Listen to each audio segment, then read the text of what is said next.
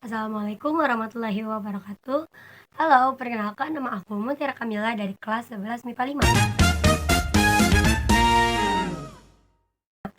Jadi, pada kesempatan video kali ini aku akan membahas tentang koloid. Jadi, koloid itu apa ya? Terus ada berapa macam jenis koloid itu? Lalu ada contohnya apa aja ya?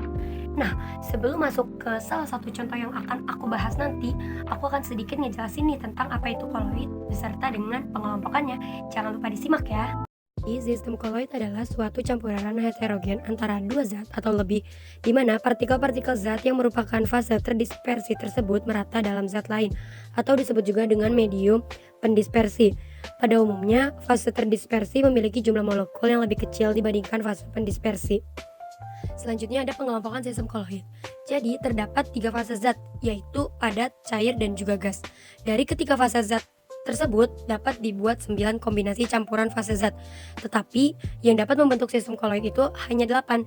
Kombinasi campuran fase gas dan fase gas selalu menghasilkan campuran homogen, yaitu satu fase, sehingga tidak dapat membentuk sistem koloid. Kemudian masuk ke kelompok pertama sistem koloid, yaitu sol. Jadi sol itu adalah sistem koloid dari fase padat ke cair. Sol terbentuk dari fase terdispersinya itu berupa zat padat dan fase pendispersinya berupa cairan. Kedua ada sol padat. Sol padat ini adalah sistem koloid dari fase padat ke padat. Sistem koloid fase padat ke padat terbentuk dari fase terdispersi dan fase pendispersinya sama-sama berwujud zat padat. Yang ketiga ada aerosol padat, yaitu sistem koloid dari fase padat ke gas. Sistem koloid fase padat ke gas terbentuk dari fase terdispersinya berupa padat dan fase pendispersinya berupa gas. Nah, partikel padat di udara ini disebut dengan partikulat padat. Istilah aerosol lazim digunakan untuk menyatakan sistem dispersi zat cair di dalam medium gas sehingga tidak perlu disebut dengan aerosol cair. Lalu yang keempat ada aerosol, yaitu sistem koloid dari fase cair ke gas. Sistem koloid fase cair ke gas terbentuk dari fase terdispersinya berupa zat cair dan fase pendispersinya berupa gas. Nah, partikel-partikel zat cair yang terdispersi di udara atau gas disebut dengan partikulat cair. Yang kelima ada emulsi, yaitu sistem koloid fase cair ke cair. Sistem koloid ini terbentuk dari fase terdispersi berupa zat cair dan medium pendispersinya juga berupa cairan. Campuran yang terbentuk bukan berupa larutan, melainkan bersifat heterogen. Misalnya, campuran antara minyak dan air.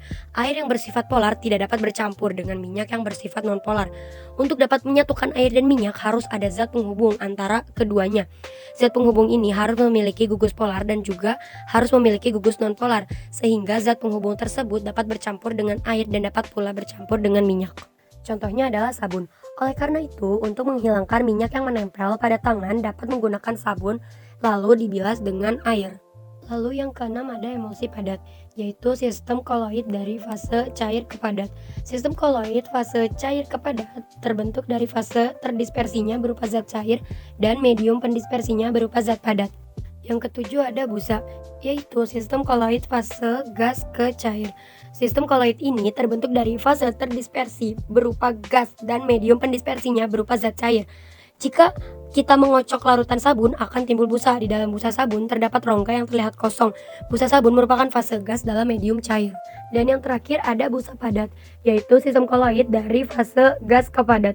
Sistem koloid fase gas ke padat terbentuk dari fase terdispersinya berupa gas dan medium pendispersinya berupa zat padat. Nah, dari penjelasan tersebut dapat disimpulkan bahwa koloid itu adalah larutan yang secara kasat mata terlihat seperti campuran homogen. Padahal kenyataannya zat yang dilarutkan di dalam koloid tidak dapat larut layaknya campuran homogen, melainkan zat terdispersinya itu hanya tersebar menjadi partikel-partikel yang lebih kecil di dalam zat pendispersinya. Supaya lebih jelasnya, mendingan kita langsung ke contohnya aja yuk.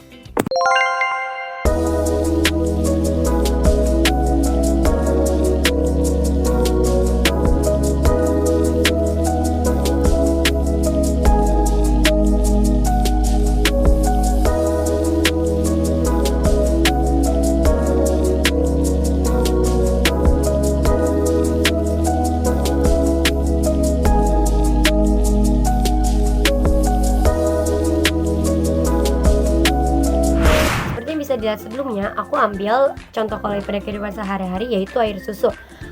Air susu ini masuk ke dalam kelompok emulsi cair karena zat terdispersi dan zat pendispersinya sama-sama berupa zat cair. Kenapa bisa dikatakan koloid?